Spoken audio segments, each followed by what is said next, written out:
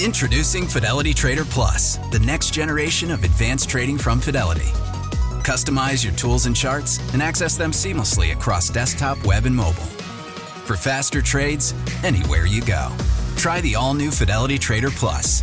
Learn more about our most powerful trading platform yet at fidelity.com/Trader Plus. Investing involves risk, including risk of loss. Fidelity Brokerage Services, LLC. Member NYSE, SIPC. Good morning. This is Mike Stoller for the Stoller Real Estate Report. What's happening in Brooklyn? It's a place of the 5 boroughs that has seen most of the activity next to Manhattan. It's a place where people want to live, work, shop, go to hotels, go to Coney Island. It's a place that everybody's looking forward to being there. So today I have an individual who is exclusively involved in the real estate and the investment sales in Brooklyn. I have Dan Marks, who's the CEO of TerraCRG, also known as the only Brooklyn people around. Thanks. So how's the guy from Chicago become a Brooklynite? Well, you spend enough time here, you get to know it. I remember when I first moved to Brooklyn. First of all, before we get started, Mike, I just want to say it's such an honor to be on your radio show and getting to know you over the years. I appreciate you having me back on. But you know, like anything else, you spend enough time somewhere, you get to know it. And I've been now in the Brooklyn market for 15 years. And when you just focus on one market, you really get to know it inside and out. And that's really our motto at TerraCRG, is really focusing only on the Brooklyn market. So, you know, we have to pay attention to everything that's going on in the investment sales world and what's impacting the investment sales on a day-to-day basis. So what's happening today? The quarter is over. Mm-hmm. It's been a good quarter, correct? It's been a great quarter. We just released our first quarter market report, and all metrics are up. So I think what's interesting here is this: the first quarter was $2.2 billion in total dollar volume. If you remember back in 2010, the entire year in Brooklyn was a $1 billion market. This quarter alone, we'd more than doubled that. There's only been 10 quarters over $2 billion since 2016. So we are trending ahead of our 10-year average, both in dollar volume and transaction volume, and that's a really positive sign. So I think it's safe to say that Brooklyn continues to be an extremely hot market, and it's doing very well from a commercial side. Specifically, which assets classes are doing well? It's obviously very nuanced, right? So, there's a lot of development that's happening in Brooklyn, thousands and thousands of units, like you mentioned in the intro. Outside of Manhattan, there's more development happening in Brooklyn than anywhere else in the city. So development continues to boom. Is it due to the city of yes? I think that has something to do with it. I think that gave a sort of a noticeable boost, but it's really more about the 485X passing, which was, for those of you who don't know or are listening, that's a tax incentive program that Albany passed a few years ago that gave people an incentive to build if you build affordable housing units. But that program has its own problems. So in Brooklyn, which are the problems? The 99 units? Yeah, I mean, so if you're paying attention to this market, you realize most development sites are less than 99 units. That's because if you build over 99 units, there's a prevailing wage requirement. And once you add that to your spreadsheets, it really throws your construction costs really out of whack, and you have a hard time buying property at the land values that they're selling at. And so that provision alone is really limiting the amount of development that people can do on a larger scale. You'll see large sites sell, and then you'll see 2 or 3 99-unit buildings pop up on that site. It's totally inefficient, and they even leave some air rights on the table sometimes to avoid that requirement. So most developers are always looking for those loopholes. When new incentives come out, we saw it with the old 421A program. We saw it with Affordable New York. Developers are going to do what's best, and the market's going to do what's best for their projects. And so, but with that said, Brooklyn is still a small to mid-sized development market by and large, and we're seeing the small and mid-sized development projects do very well. So we started with Williamsburg, then we went to Greenpoint, mm-hmm. Then we went to Gowanus. So which is the next area we're going? I mean, take your pick. Every neighborhood has its own level of booming that's happening. I would say that Crown Heights is probably the next major market to keep a very close eye on. Why Crown Heights? So the city council passed a rezoning called AMUP. That was the Atlantic Avenue mixed use rezoning that happened that extends basically from near the Barclays Center along Atlantic Avenue, hugging Bed-Stuy and Crown Heights, and then extends a little bit further down into Crown Heights, just south of Atlantic Avenue. And that is going to be Gowanus 2.0. If you go into Gowanus right now, yeah. What is Gowanus 2.1? Or 1.0? What 1.0?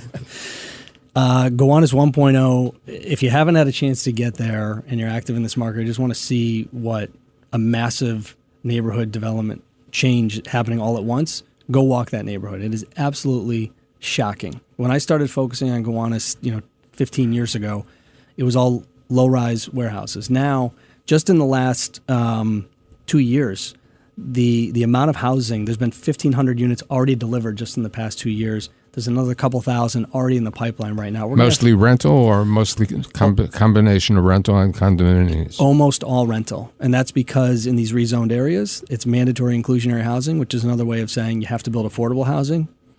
And it's really hard. On-site or off-site? It's all on-site. It's all on-site, mixed in with the units, same lobbies, same amenities, same everything. And what percentage has to be affordable? Generally 20%.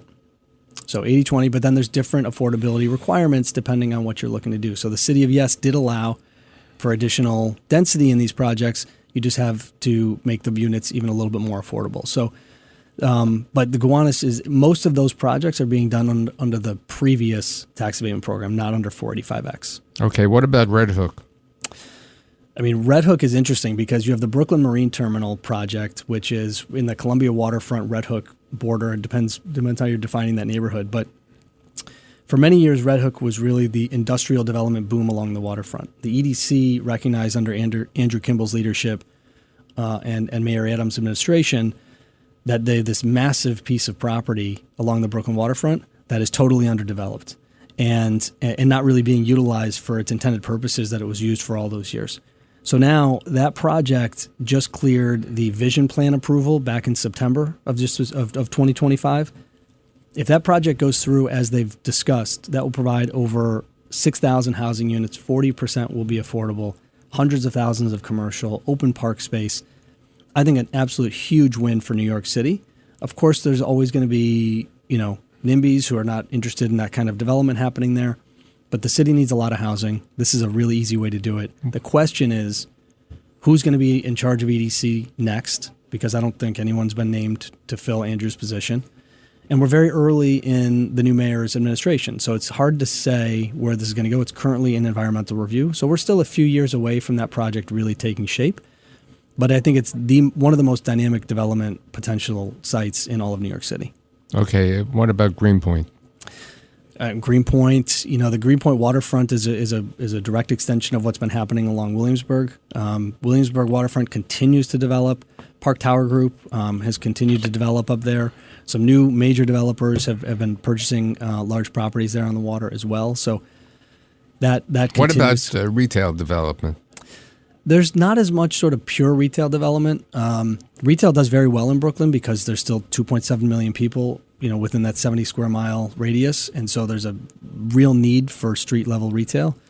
Downtown Brooklyn retail tends to do very well. And Williamsburg, especially, North 6th and Bedford and that pocket right there, that's probably the hottest, if not, it's definitely the hottest retail corridor in Brooklyn, if not one of the hottest markets in all of New York City. You have Empire Realty Trust, buying up properties there. Acadia, some major institutions have made some huge bets in that corridor over the last 2 years. Okay, what about my favorite topic, which we always talk about, Coney Island? Yeah. So my team's been lucky enough we're working on a large 400,000 square foot development site in Coney Island, right near the baseball stadium right there. And we're close to finalizing a deal there with a developer. That's going to be a residential development site. How many units? Hard to say. 400,000 square feet is going to be a lot of units. It just depends. Again, we have 485X requirements, so I'm not exactly sure what they'll end up putting there, but hundreds and hundreds and hundreds of units there can go there. What about industrial? I mean, industrial was the hottest asset class in the city post-pandemic for a few years. People just couldn't get enough of it. They wanted to manufacture and store and distribute in dense urban areas. And so, our team was fortunate enough to work on a huge 10-acre deal on behalf of ExxonMobil. That was a $120 million deal we sold a couple of years ago. That was really the last big industrial deal that traded in Brooklyn. There just aren't that many left. What about self-storage? Self-storage really hasn't been newly developed since the de Blasio administration passed rules that you need to get a special permit to build new self-storage, and they took away tax incentives. So you weren't even eligible for ICAP tax incentives. You're going to do self-storage. The same sort of thing happened with hotel. So you really lost the ability to build any new self-storage or any new hotels since those changes happened citywide. But we're focused on the Brooklyn market. That stuff just hasn't happened. The other thing I just want to add about Coney Island, Mike, is the downstate casino license was not awarded to the Coney Island market. And the last time I was here last April, I was advocating for it, and I thought it was just it's America's playground. It's the best location for gaming and a good spot for it. And unfortunately, they just didn't win. They just didn't win approval there. So it'll be interesting to see what happens. There's a lot of property down there that was going to go in that direction that isn't. So I think that's something to pay attention to as we move forward into this year. So what's the best market for the emerging 2026-27 in Brooklyn? We talked about it earlier. This Crown Heights rezoning, I think, is going to be transformative. I think there's still a lot of property owners still learning about what this rezoning means, and it should unlock some new development opportunities. With that will come a lot of housing. Following that will come a lot of retail, and that neighborhood is really going to change dramatically. What about Midwood? Midwood continues to be a very strong residential market. There's a lot of major real estate players that own in that neighborhood. But it's very, very insular, very community driven. That part of Brooklyn is almost more suburban than it is urban. Okay, last question. What about East New York? East New York, again, thanks to the rezoning, is continuing to get new development, mostly affordable housing development. My partner Ofer Cohen and his team over at Atlantis just got a huge rezoning passed over by Broadway Junction. That's going to bring a massive amount of housing and an office and commercial over there. So I think the key here is that you'll notice the neighborhoods that we've been talking about all went through major rezonings. When the city steps in and they recognize the need, the private developers and the private money comes in and the people come in. You build it, they will fill it. We've seen that time and time again in Brooklyn. I've been in this market 15 years, and every year it seems like more and more development is happening. There's just not enough. And I'd like to thank Dan Marks for being here today. Thank you, Mike.